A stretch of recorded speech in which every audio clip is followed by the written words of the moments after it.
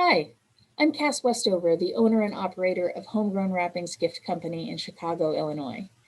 Now, because of my new role in business and retail, I noticed that when St. Valentine's Day came up over the horizon, I found myself struggling with how to participate in this commercialism that just didn't really feel too good. Luckily, fictional character Leslie Knope from Parks and Rec really gets to the heart of what this time of year can be about. It's about finding ways to show love and support to those special people close to you, and sometimes strangers too. But Nope focuses on her special lady friends for Valentine's Day. So that's what I decided to do as well. I found a couple of friends, and I'm so happy to have them here with me today. This is Beth Rivelli and Robin Richardson. They are both entrepreneurs who have been having virtual friendship breakfasts over quarantine. And I'm so excited to hear more about that. But first, we'll hear a bit about their businesses. Beth, why don't you lead off? Sure, yeah. I am a coach that works with women who are scared of missing their motherhood timeline or who have missed their motherhood timeline. So I create vehicles for them to come and write what I call their motherhood story. So really creating a vision for how they want motherhood to go for themselves. So these are women who do definitely want to be moms, not people who are choosing out of that in their lives. We've changed, our roles have changed, but we've not at all changed how we approach motherhood. And so I'm considering it an outdated model. And I work with women to really embrace what it is they truly want. Wow, that's amazing. Robin, you do something a little different. Yes? I do. I am Robin Richardson. I am known as your psychic girlfriend. And I have been helping people using my skills and talents. It's a lot of very spiritual readings that I give. I've been doing this since 1990. I have a podcast, I have a radio show, and I just help people navigate life because my skill and talent is to be able to look at future possibilities and help people to get there. And my tagline is, I make mystical typical. That's great. So how did you become friends? What was the instigator there? Our passion for working out, we're both CrossFitters and we met at CrossFit. Well, I've been doing it for 9 years and I met Beth, around that same time. We joined the same gym. I think you were part of a different gym first. Yeah. Did it take a minute for that friendship to get into place? Yeah, that's a great question, actually, because it did. It took some years. And goodness, I don't know. I don't remember when it was, like maybe 4 years ago or whatever. Robin just started to pursue me. I did. I'm like, I'm going to make her my friend. I was like, okay, this is great. Yeah, it was really sweet. So we became friends and we just found that we had so much in common, and especially spiritually. And there's just a connection at so many levels. Well, and I think too, Beth, like you and I have the ability to be vulnerable with each other and to have that level of emotional intimacy that you don't get all the time. So it's a very special friendship to me.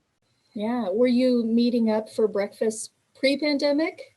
It was mostly gym time, but we'd also like meet for breakfast. We'd hang out at this diner, and sometimes Beth and I would go to a different restaurant because she didn't like the diner that much, but she has different tastes. But it was all about the bacon, wherever we could find the best bacon. That's great. So sorry to the vegans of the world. So what happened is our gym started doing all workouts online. So then it was like our social time to be able to see friends. I mean, going to the gym and CrossFit is so social anyway. And so now we got to do everything we had to do everything online. But it was still a social connection. And then we just decided, okay, we'd see each other. Well, let's keep the connection going. Let's go and do breakfast like we used to do breakfast, but just not in person. Let's do it virtually. And that's how it started. And we were cooking our own breakfast. Yes, exactly. Right. Nobody was cooking for us. Well, tell me more about the food then. Give me some highlights. Was there always bacon? I mean, do you eat similar food? Beth has Italian plates, and so she'd always have to like her presentation was a lot better than mine. But we'd like talk and we while we're cooking, and so and then we'd sit down and we would eat, and but Beth always had better looking food, but we'd always have bacon. So what do you discuss over breakfast? Well, we would talk about possibly my flavor of the week, my dating interests. We we would talk about business, like Beth was growing her coaching business, and when COVID hit, I lost my corporate job, so I was getting on top of my own business. Yeah, just like listening to, our own struggles and being there for one another. And we both obviously bring our own talents to that. I bring my coaching, she brings her amazing ability to see what's going on. Beth gets the friends and family discount. Yeah, right. Free. Throwing little bits in there. That's great. Well, is there anything in particular that has inspired you, either separately or together, during quarantine? What's inspired me, I think, is like really going for my own business and trying new things like TikTok.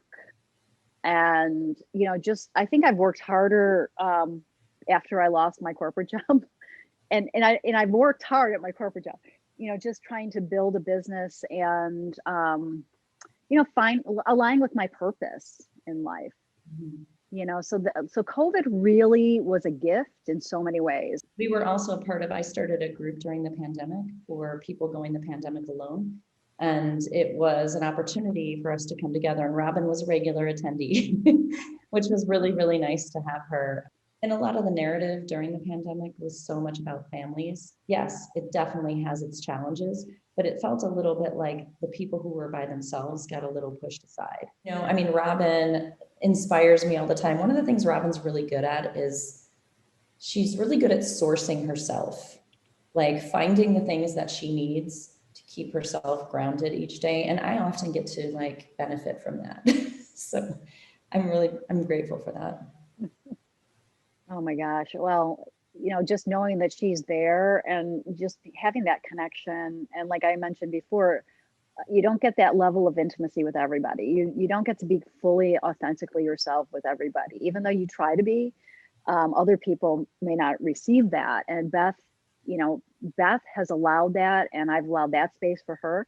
And I think that's a gift. And anybody who gets to have that kind of friendship and during the quarantine, we've just put in the effort to continue to have that. And so that's been the biggest gift of the quarantine. The quarantine created a container that we got to be more intimate, because there was more space. We weren't up to as much. And we needed more of those connection points with one another. Do you have any words of inspiration for friendships and other relationships?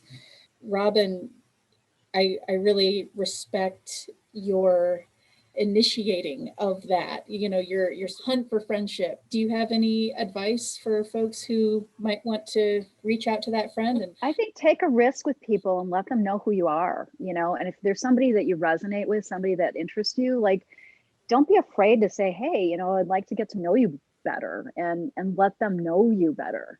Mm-hmm. Beth accepts me for all my weirdness and goofiness and sadness and frustration. She accepts me, and it's worth it. It's worth having that kind of friendship. To truly build friendship, to build relationship, it really takes vulnerability and it takes courage. There are still times when Robin and I know each other really well, and there are still times when I feel scared to say something that's going on inside of me because of my own story, because of the judgment that I might think is going to come my way. And it never holds me back from actually doing it, but it takes courage to do it, to truly be seen, but it's totally worth it. It's worth taking the risk. And if somebody, it's just like romantic relationships, right? Like if somebody can't be there with you in that space, then they're probably either they're not that kind of friend and they go in a different category, or two, they're not your friend, you know, like you have to figure out what kind of friendships you want. Just because things aren't where we want them to be, whether it's in a business or a romantic relationship, we're always moving towards that. You know, we're always, it just hasn't happened yet, but that doesn't mean it's not going to happen. Mm-hmm. And we just keep taking the action steps and we support each other in that. Mm-hmm.